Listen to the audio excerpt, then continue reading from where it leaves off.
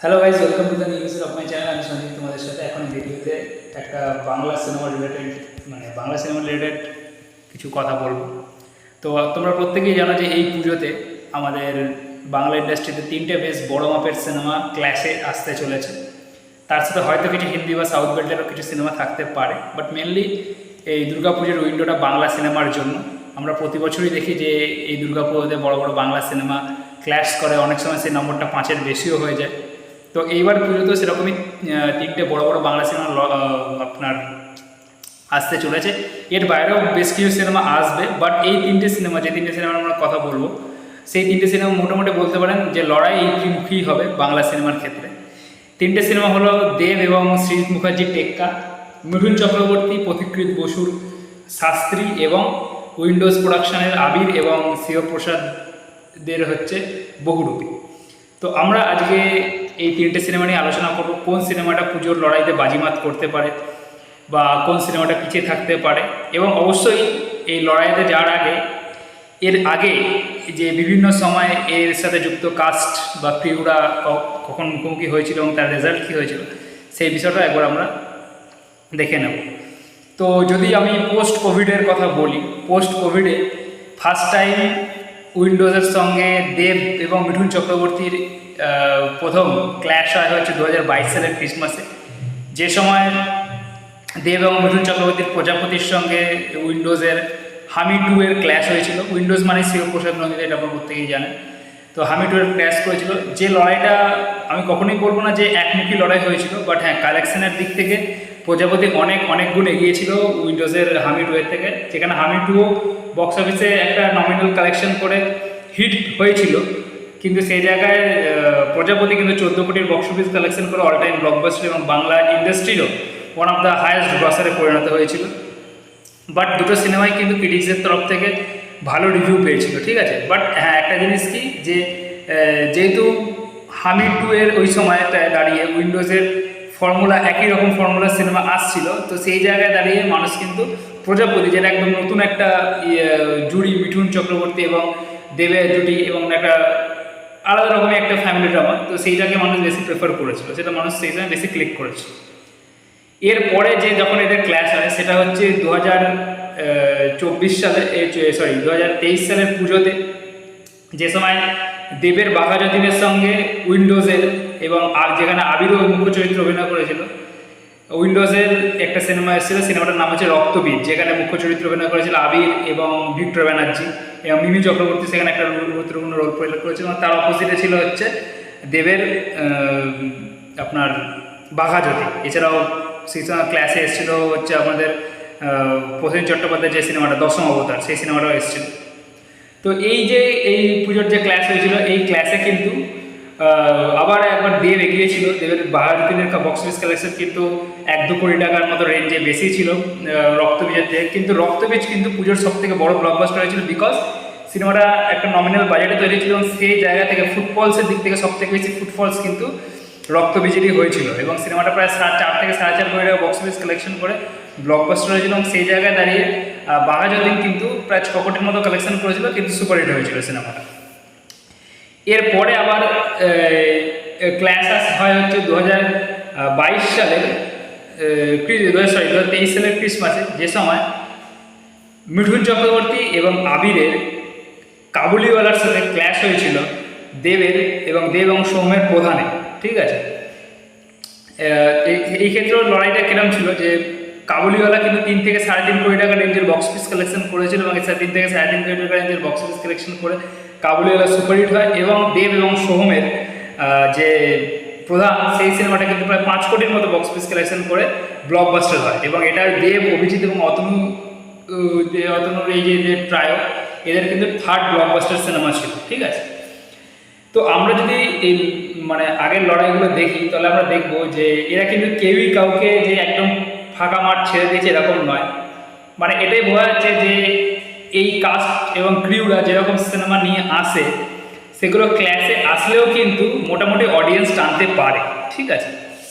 তো এবার আমরা দেখে নিই যে এইবারে যেই সিনেমাগুলো আসছে, সেই সিনেমাগুলো কিরম সাবজেক্ট হতে পারে, এবং কিরম কি দর্শকের অ্যাপ্রোচ কিরম হতে পারে সিনেমাগুলোর প্রতি।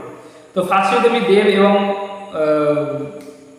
অভিজিৎ সেনের সৃজিত মুখার্জির টেক্কার কথা বলি, তো আমার মনে হয় পুজোতে এই সিনেমাটার হাইপ সব থেকে বেশি থাকবে, কারণ পুজোতে সৃজিত মুখার্জি কিন্তু 100% সাকসেস রেশিও নিয়ে কাজ করে, প্লাস দেব কিন্তু এখন পুরো 100% সাকসেস রেশিও দিচ্ছে। তার 9টা back to back cinema box অফিসে সাকসেসফুল, লোকে তার সিনেমা দেখতে যায়, সে যেরকমই সিনেমাগুলো লোকে কিন্তু তার সিনেমা দেখতে যায়।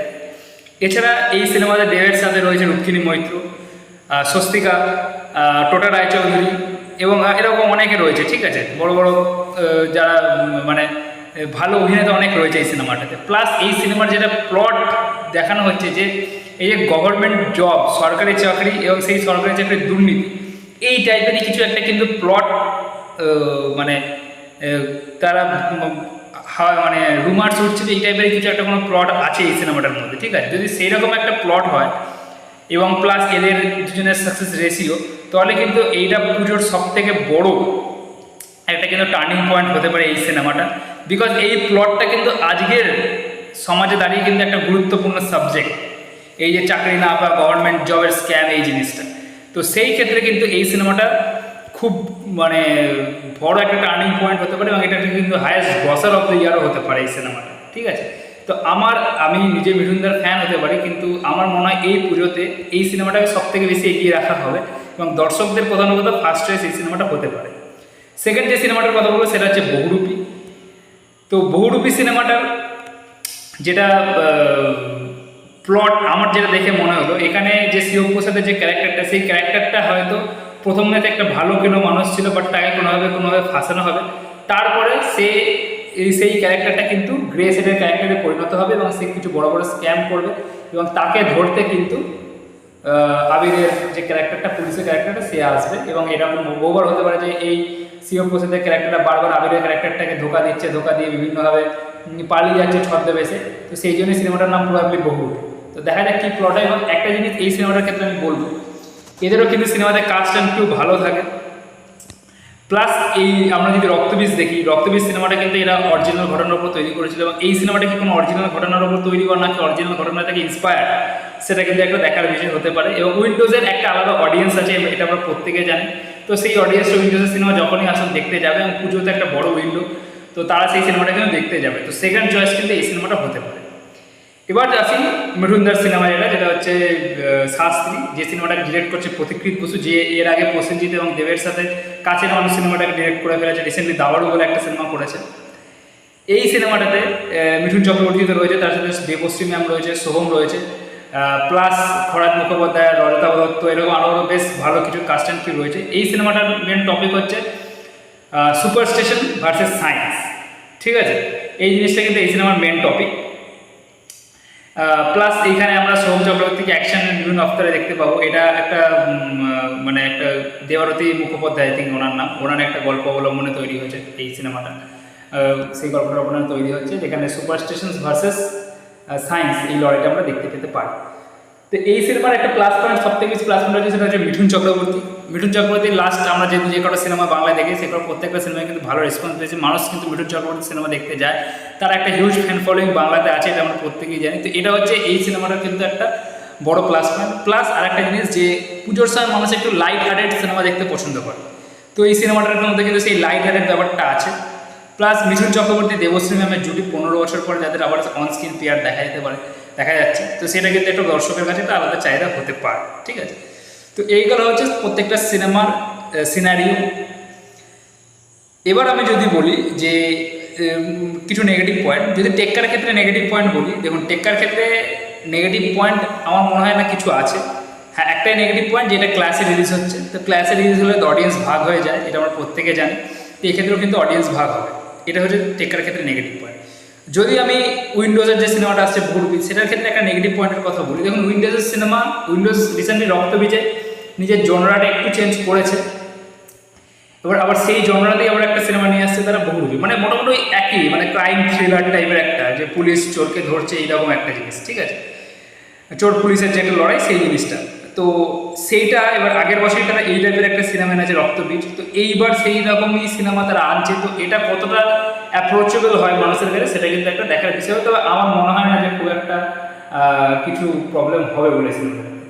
And last but not the least, সেটা হচ্ছে মিঠুনদার শাস্ত্রী। তো এই সিনেমাটার ক্ষেত্রে নেগেটিভ পয়েন্ট দেখুন একটাই, সেটা হচ্ছে এটা যে ক্লাসে রিলিজ হচ্ছে সিনেমাটা। তো ক্লাসে রিলিজ হলে দেখুন সৃজিত মুখোপাধ্যায়ের সিনেমার একটা আলাদা অডিয়েন্স আছে, তারা সিনেমা দেখতে যাবে। উইন্ডোজের সিনেমার একটা আলাদা অডিয়েন্স, তারা সিনেমা দেখতে যাবে। এই দুটো সিনেমা কিন্তু মানুষের ফার্স্ট চয়েস।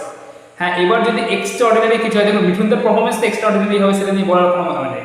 বাট পুরো গল্পটা যদি কিছু এক্সট্রা অর্ডিনারি দিতে পারে, মানুষকে হাসাতে পারে, কিছু করতে পারে, তাহলে কিন্তু এই সিনেমাটাও কিন্তু টার্নিং পয়েন্ট হতে পারে। আমি কখনোই এই সিনেমাটাকে ছোট, হ্যাঁ অবশ্যই আমি থার্ডে রাখছি, বাট কখনোই কিন্তু ছোট করতে পারে। এই সিনেমাটা যে কোনো সময় কিন্তু মোড় ঘুরিয়ে নিতে পারে, এটা মাথায় রাখতে হবে।